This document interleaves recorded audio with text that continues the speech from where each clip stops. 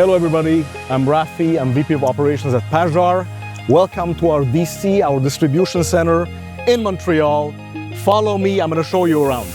I am now entering Zone A, which is the heart of the operation when it comes to wholesale. The containers are arriving from that door, and on given days, we may receive up to 4 or 5 containers, working with our teams, both the production and distribution, and getting things done. So this is what we call Zone E, and Zone E stands for e-commerce. Everything is out on the shelves, organized by location, by aisle. So when the picks come out, it's easy peasy for the team to go through it and prepare all the orders. Zone B, this is an area that is very important in the operation. Once the containers arrive, we are holding them here, and it's a staging area where all orders are prepared. There will be a lot of stuff happening here in the distribution center. Thank you very much, and until next time.